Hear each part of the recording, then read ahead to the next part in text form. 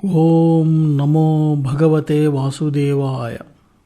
శ్రీమద్భగవద్గీత గుణత్రయ విభాగ యోగము 14వ అధ్యాయం.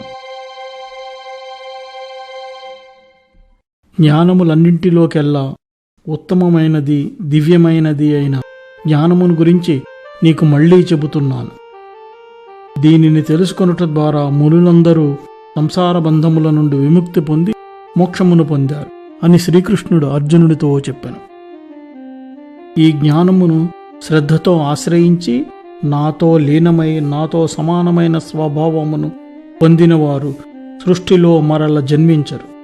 అట్లే ప్రళయకాలమునందు కూడా వారు ఎటువంటి దుఃఖమును పొందరు. ఓ అర్జున, లోకములన్నింటినీ అన్ని జీవములను సృష్టించు బ్రహ్మము అనబడు మహాతత్వమైన ప్రకృతియే గర్భస్థానము. ఆ గర్భస్థానమందు నేనే సృష్టి బీజమును ఉంచుచున్నాను. దాని నుండి అన్ని జీవముల యొక్క జన్మము అంతటను సంభవించుచున్నది. అన్ని రకములైన జీవులలో ఏ ఏ శరీరములు రూపములు పుట్టుచున్నవో ఆయా రూపములకు శరీరములకు మూలమైన ప్రకృతియే తల్లి అనియు, ఆయా దేహ రూపములను పుట్టించుట చేత నేనే తండ్రిననియు తెలుసుకొనుము.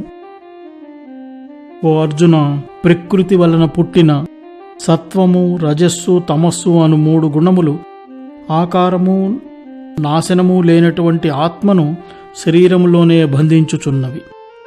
ఓ అర్జున, ఈ 3 గుణములలో సత్వగుణము స్వచ్ఛమైనదొకట చేత యథార్థములను తెలిపి ఎటువంటి కష్టనష్టములు లేని కర్మలను అనుభవింపచేయుట వలన ప్రకాశవంతమై చైతన్యమును కలిగించి సుఖములందును జ్ఞానమునందును కూడా ఆసక్తిని కలిగించి బంధించుచున్నది.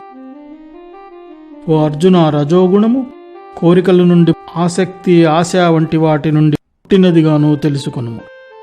ఆ రజోగుణము జీవునికి వివిధ కర్మల యందు కోరికలను కలిగించి బంధించుచున్నది.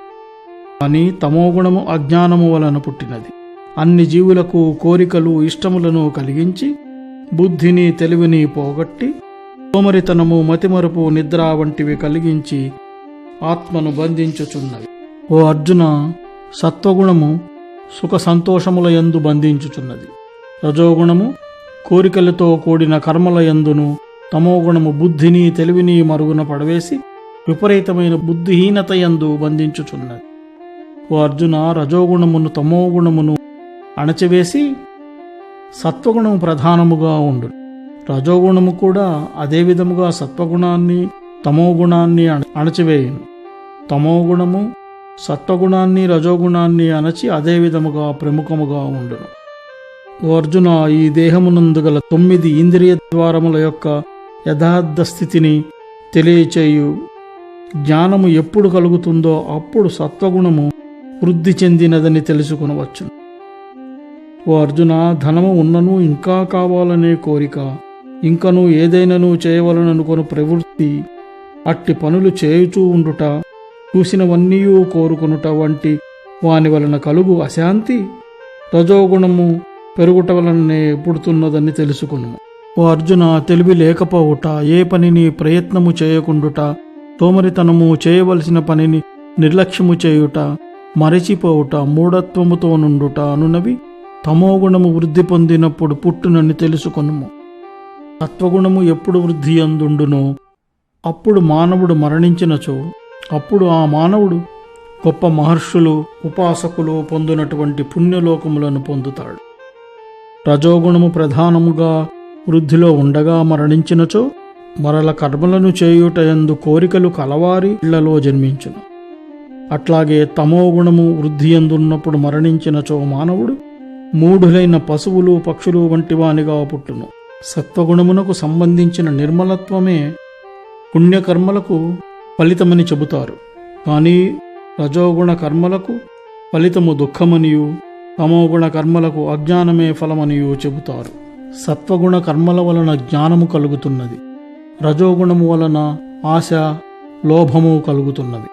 తమోగుణము వలన బుద్ధిహీనత మోహము అజ్ఞానము కలుగుతున్నవి. సత్వగుణములు కలవారు మరణించిన తర్వాత పైనున్న పుణ్యలోకములకు వెళతారు. రజోగుణములు కలిగిన వారు మధ్యనున్న భూలోకంలోనుంటారు. నీచమైన గుణములు కల తమో గుణములు కలిగిన వారు క్రిందికి అనగా నరకలోకమునందు పశుపక్షాతులయందు పుట్టుచున్నారు. ఎప్పుడైతే ఈ 3 గుణములే కర్మలను చేయుచున్నవని, వేరే కర్తను ఎవరిని చూడడో, వేరే కర్త ఏదీ లేదని తెలుసుకుంటాడో, అప్పుడు ఈ 3 గుణములకు వేరైన వానిగా ఆత్మను తెలుసుకుంటాడు. అప్పుడు నా స్వరూపమును పొందగలడు. ఈ దేహమునకు కారణమైన సత్వ రజస్తమో గుణములను మానవుడు జయించి పుట్టుక, మరణము, ముసలితనము, దుఃఖముల నుండి విముక్తిని పొంది మోక్షమును పొందగలడు. ఓ కృష్ణ, ఈ 3 గుణములను అతిక్రమించిన వానికి ఎటువంటి లక్షణాలుంటాయి? ఎటువంటి ప్రవర్తన కలిగి ఉంటాడు? ఏ విధముగా ఈ 3 గుణములను జయించగలుగుతున్నాడు అని అర్జునుడు శ్రీకృష్ణుని అడిగాను. సత్వగుణము వలన కలిగిన చైతన్యము, రజోగుణము వలన కలిగిన ఆసక్తి, కోరికలు, తమోగుణము వల్ల కలిగిన అజ్ఞానము, మోహము తనకు కలిగినను వాటిని ద్వేషింపక, అవి లేనప్పుడు వాటిని కోరుకొనకుండా ఎవడు 3 గుణములకు అతీతముగా ఉంటాడో, ఈ 3 గుణములు పనిచేయుచున్నవన్నీ తెలిసి కూడా వాటి వలన చెలింపక, ఎటువంటి భావములు చూపక తటస్థముగా ఎవరు ఉంటారో, సుఖము దుఃఖములందు ఒకే విధముగా ఉంటూ, ఇష్టమైనవి ఇష్టము లేనివి వంటివి కూడా ఒకే విధముగా చూచుచు, ఎవరైనను తిట్టినను పొగిడినను కూడా ఒకే విధముగా ఉంటూ, మట్టిబెడ్డను రాళ్లను బంగారమును సమానముగా చూస్తూ, ఎవడు ఆత్మధ్యానమునందు స్థిరముగా ఉండునో వాడే ధీరుడు, గుణాతీతుడు అనబడతాడు.